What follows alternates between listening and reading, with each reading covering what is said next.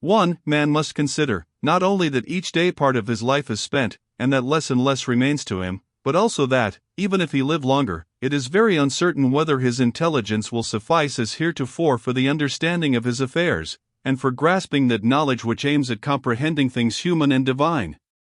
When dotage begins, breath, nourishment, fancy, impulse, and so forth will not fail him.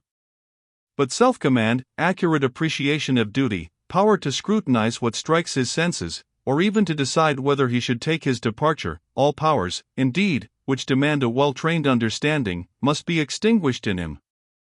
Let him be up and doing then, not only because death comes nearer every day, but because understanding and intelligence often leave us before we die. 2. Observe what grace and charm appear even in the accidents that accompany nature's work. Thus some parts of a loaf crack and burst in the baking, and this cracking, though in a manner contrary to the design of the baker, looks well and invites the appetite.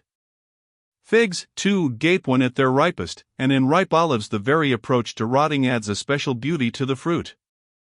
The droop of ears of corn, the bent brows of the lion, the foam at a boar's mouth, and many other things, are far from comely in themselves, yet, since they accompany the works of nature, they make part of her adornment, and rejoice the beholder.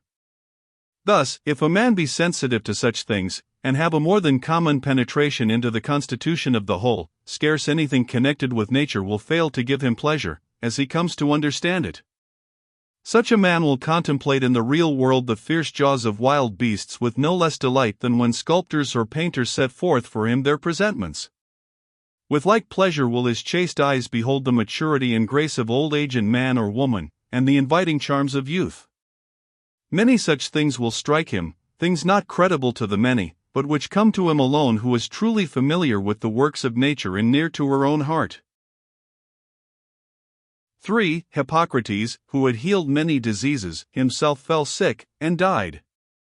The Chaldeans foretold the fatal hours of multitudes, and afterwards fate carried themselves away. Alexander, Pompey, and Gaius Caesar, who so often razed whole cities, and cut off in battle so many myriads of horse and foot, at last departed from this life themselves. Heraclitus, after his many speculations on the conflagration of the world, died, swollen with water and plastered with cow dung. Vermin destroyed Democritus, Socrates was killed by vermin of another sort. What of all this? You have gone aboard, made your voyage, come to harbor.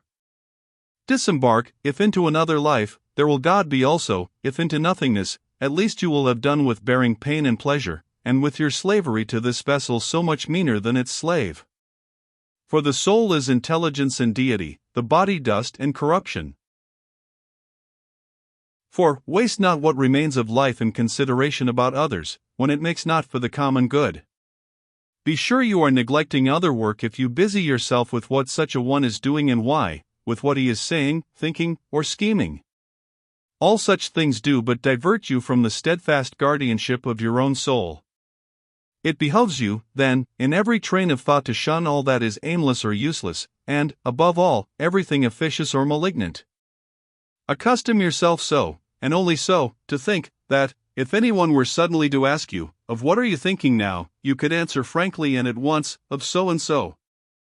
Then it will plainly appear that you are all simplicity and kindliness, as befits a social being who takes little thought for enjoyment or any phantom pleasure, who spurns contentiousness, envy, or suspicion, or any passion the harboring of which one would blush to own.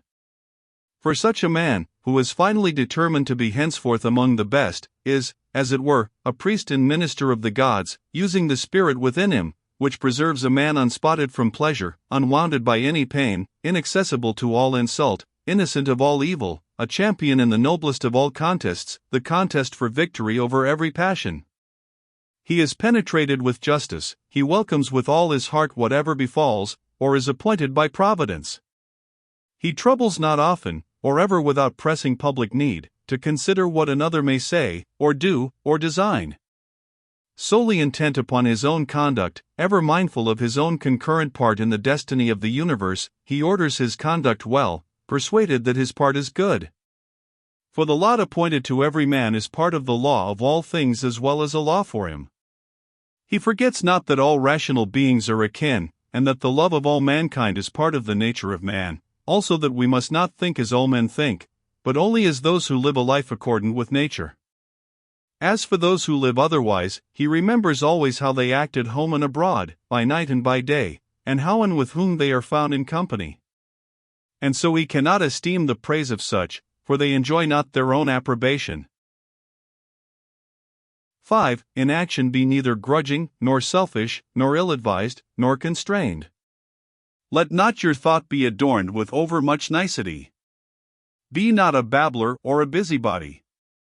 Let the God within direct you as a manly being, as an elder, a statesman, a Roman, and a ruler, standing prepared like one who awaits the recall from life, in marching order, requiring neither an oath nor the testimony of any man. And withal, be cheerful, and independent of the assistance and the peace that comes from others, for it is a man's duty to stand upright, self-supporting, not supported.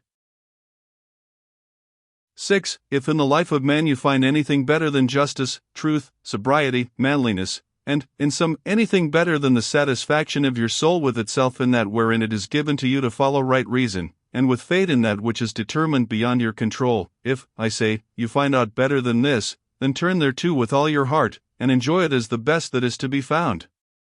But if nothing seems to you better than the divinity seated within you, which has conquered all your impulses, which sifts all your thoughts, which, as Socrates said, has detached itself from the promptings of sense, and devoted itself to God and to the love of mankind, if you find every other thing small and worthless compared with this, see that you give place to no other which might turn, divert, or distract you from holding in highest esteem the good which is especially and properly your own. For it is not permitted to us to substitute for that which is good in reason or in fact anything not agreeable thereto, such as the praise of the many, power, riches, or the pursuit of pleasure. All these things may seem admissible for a moment, but presently they get the upper hand, and lead us astray. But do you, I say, frankly and freely choose the best, and keep to it? The best is what is for your advantage. If now you choose what is for your spiritual advantage, hold it fast. If what is for your bodily advantage, admit that it is so chosen, and keep your choice with all modesty. Only see that you make a sure discrimination. 7. Never esteem aught of advantage which will oblige you to break your faith, or to desert your honor, to hate, to suspect, or to execrate any man, to play a part, or to set your mind on anything that needs to be hidden by wall or curtain. He who to all things prefers the soul, the divinity within him, and the sacred cult of its virtues, makes no tragic groan or gesture. He needs neither solitude nor a crowd of spectators, and, best of all, he will live neither seeking nor shunning death. Whether the soul shall use its surrounding body for a longer or shorter space is to him indifferent. Were he to depart this moment, he would go as readily as he would do any other seemly and proper action, holding one thing only in lifelong avoidance, to find his soul in any case unbefitting an intelligent social being.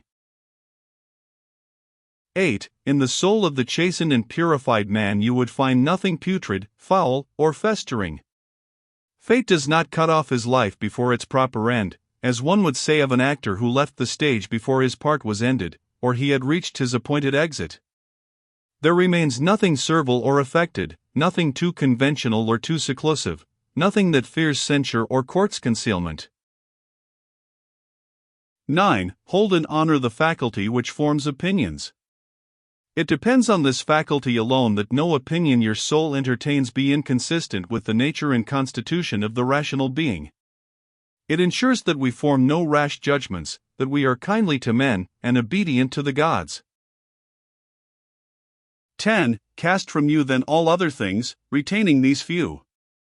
Remember also that every man lives only this present moment, which is a fleeting instant. The rest of time is either spent or quite unknown. Short is the time which each of us has to live, and small the corner of the earth he has to live in. Short is the longest posthumous fame, and this preserved through a succession of poor mortals, soon themselves to die, men who knew not themselves, far less those who died long ago. 11. To these maxims add this other. Accurately define or describe everything that strikes your imagination, so that you may see and distinguish what it is in naked essence, and what it is in its entirety, that you may tell yourself the proper name of the thing itself, and the names of the parts of which it is compounded, and into which it will be resolved. Nothing makes mind greater than the power to inquire into all things that present themselves in life, and, while you examine them, to consider at the same time of what fashion is the universe, and what is the function in it of these things, of what importance they are to the whole, of what to man who is a citizen of that highest city of which all other cities are but households. Consider what is this thing that now makes an impression on you, of what it is composed, and how long it is destined to endure. Consider also for what virtue it calls, whether it be gentleness, courage, truthfulness, fidelity, simplicity, independence, or any other. Say, therefore, of each event, this comes from God, or this comes from the conjunction and intertexture of the strands of fate, or from some chance or hazard of that kind, or this comes from one of my own tribe, from my kinsman, from my friend. He is, indeed, ignorant of what accords with nature, but I am not, and will therefore use him kindly and justly, according to the natural and social law. As to things indifferent, I strive to appraise them at their proper value. 12. If you discharge your present duty with firm and zealous, yet kindly, observance of the laws of reason, if you regard no bygains, but keep pure within you your immortal part, as if obliged to restore it at once to him who gave it, if you hold to this with no further desires or reversions, and be content with the natural discharge of your present task, and with the heroic sincerity of all you say or utter, you will live well. And herein no man can hinder you. 13. As surgeons have ever their knives and instruments at hand for the sudden emergencies of their art, so do you keep ready the principles requisite for understanding things divine and human, and for doing all things, even the least important, in the remembrance of the bond between the two? For in neglecting this, you will scant your duty both to gods and men. 14. Cease your wandering, for you are not like to read again your own memoirs, or the deeds of the ancient Greeks and Romans, or those collections from the writings of others that you laid up for your old age. Hasten then to your proper end. Fling away vain hopes, and, if you have any care for yourself, fly to your own succor while yet you may. 15. Men understand not all that is signified by the words, to steal, to sow, to buy, to rest, to see what is to be done. For it is not the bodily eye but another sort of sight that must discern these things. 16. We have body, soul, and intelligence. To the body belong the senses, to the soul the passions, to the intelligence principles. To be affected by the imagery of sense belongs to the beasts of the field no less than to us. To be swayed by gusts of passion is common to us with the wild beasts, with the most effeminate wretches, with Nero, and with Phalaris. Moreover, the possession of a mind to guide us to what seems fitting is shared by us, with atheists, with traitors to their country, and with such as shut their doors in sin. If, then, all the rest is common as we have seen, there remains to the good man this special excellence, to welcome with pleasure all that happens or is ordained, not to defile the divinity enthroned in his breast, not to perturb it with a crowd of images, but to preserve it in tranquility, and obey it as a god, to observe truth in all he says, and justice in his every action. And though others may not believe that he lives thus in simplicity, modesty, and contentment, he neither takes this unbelief amiss from anyone, nor quits the road which leads to the true end of life, at which he ought to arrive pure, calm, ready to take his departure, and accommodated without compulsion to his fate. End of the third book.